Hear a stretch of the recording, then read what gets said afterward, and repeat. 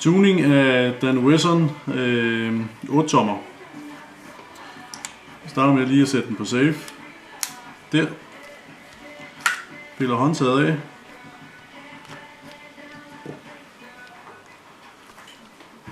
Så tager vi grebet af. De skal lige udvides begge sider.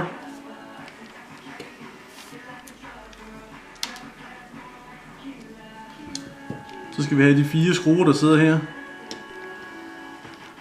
Så tager vi lige ud her.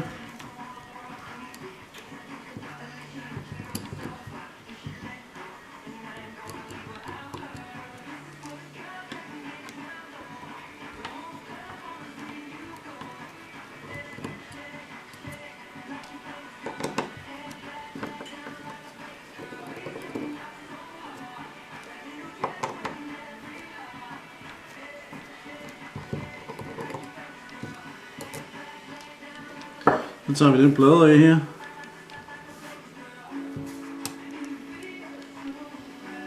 Stille og roligt.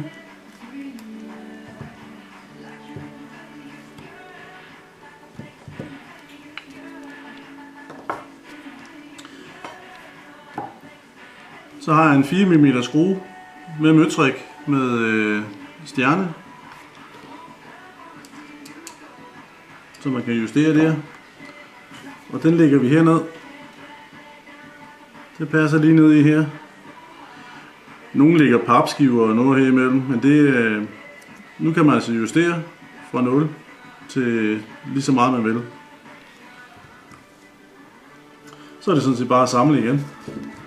Hvis der skal renses noget, så er det også hernede det foregår. Så lægger vi pladen på igen. Og der kan det blive nødvendigt og lige løsne sigtet en lille smule, eller hæve det, så man kan få pladen på her. Og så skal vi ind og have fat i den fjeder, der ligger herinde, så den lige kommer på bagsiden af den der modhold der. Sådan der. Og så er det bare i med de 4 skruer igen.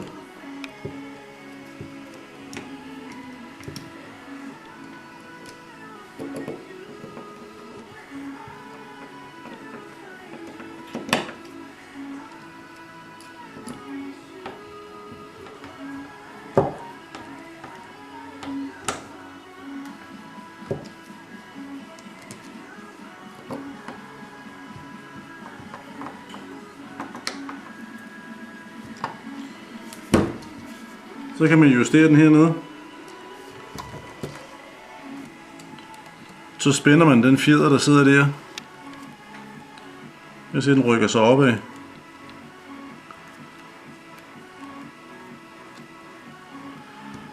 Og den er strammet godt deroppe af, så skyder den lige knap 180 meter i sekundet. Så er det bare på med grebet igen.